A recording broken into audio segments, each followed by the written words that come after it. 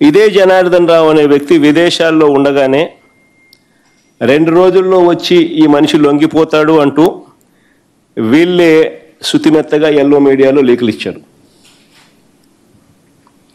ఈనాడులో బాగా కనపడుతుంది, ఆంధ్రజ్యోతిలో బాగా చక్కగా చూపిస్తారు, TV5 బాగా తాళం వేస్తుంది.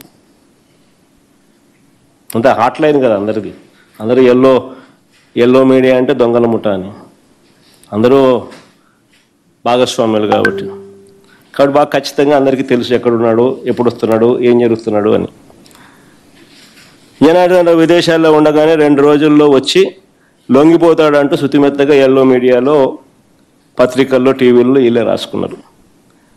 దీని సారాంశం ఏంటంటే జనార్దన్ రావు ముందుగానే ఆయనతో వీళ్ళు మాట్లాడుకోవడం, ఆ వెంటనే ఆ జనార్దన్ రావు 2.5 సంవత్సరాల కిందటి నుంచి ఈ వ్యవహారం జరుగుతోందని ఆయన నోట్లో నుంచి అలా చెప్పించడం, దానికి పూర్తిగా ప్లేట్ ఫిరాయించే విధంగా ఆయనతో పూర్తిగా ఒక స్కెచ్ గీయించడం. సరే, అంతటితో అయిపోలా. ఒకవైపున ఇది చేస్తూ ఉండగానే మరోవైపున తంబళ్ళపల్లెలో టీడీపీ ఇన్ఛార్జ్ ఎవడైతే తంబళ్ళపల్లెలో టీడీపీ తరఫున పోటీ చేశాడో జయచంద్రారెడ్డి,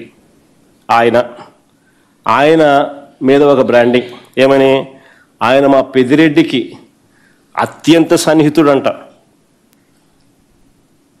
అని ఆయన మీద బ్రాండింగ్. వైఎస్ఆర్సీపీ ప్రభుత్వం ఉన్నప్పుడే నకిలీ మద్యం తయారీని మొదలుపెట్టారంట అని మళ్ళీ ఇదొక బ్రాండింగ్. మళ్ళా ఈనాడు, ఆంధ్రజ్యోతి, TV5 మళ్ళా తానా తందాన టప్ప టప్ప టప్ప మళ్ళా వేయడం. ఆశ్చర్యం కలిగించే విషయాలు. టీడీపీ పార్టీ నుంచి ట్వీట్ చేస్తూ ఇవన్నీ ఈ వ్యవహారాన్ని ఏకంగా ఆఫ్రికాలో మూలాలు ఉన్నాయంటూ కథ బిల్డప్ ఫర్దర్గా. సరే, ఇంకా కాస్త ముందుకు పోయినారు. మళ్ళీ ఇంకా కాస్త ముందుకు పోయేమన్నారు. అక్కడితో ఆగిపోకుండా చంద్రబాబు బరితెగింపు అంతటితో ఆగిపోలా. అధికార దుర్వినియోగం అన్నది ఏ స్థాయిలో ఉంది అని అంటే, ప్రభుత్వంలో ఉన్న IVRS కాల్స్ అంట. ప్రభుత్వంలో ఉన్న IVRS కాల్ సెంటర్ను ఉపయోగించుకొని తన మాఫియాలో ఒకడైన తన మనిషి జనార్దన్ రావు ఇచ్చిన వీడియోను చూయించి ఆయన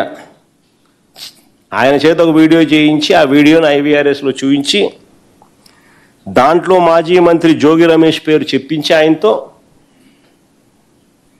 ఆ వీడియోలో ఉన్న వాయిస్కు మరికొన్ని వక్రీకరణలు జోడించి వాటిని ఉధృతంగా కూడా ప్రచారం చేయడం. ఇంతటితో కూడా ఆగిపోలా. ABN, ఈనాడు, TV5 వాళ్ళు రంగప్రవేశం చేసినారు.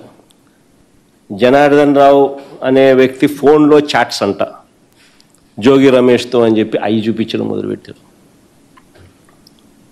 చూడండి ఒకసారి, చేసేది వీళ్ళే. డైవర్ట్ చేస్తూ ఇంకొకరి మీద బురద జల్లుతూ ఏ రకంగా కథా స్క్రీన్ ప్లే డైరెక్షన్ ఏ రకంగా జరుగుతూ ఉందో. నేను చంద్రబాబు నాయుడు కొన్ని సూటిగా ప్రశ్నలు అడుగుతా ఉన్నా. చెప్పే ధైర్యం తనకుంటే చెప్పమని చెప్పి అడుగుతా ఉన్నా. నకిలీ లిక్కర్ ఫ్యాక్టరీలు బయటపడ్డ తర్వాత మీరు ఎన్ని షాపుల్లో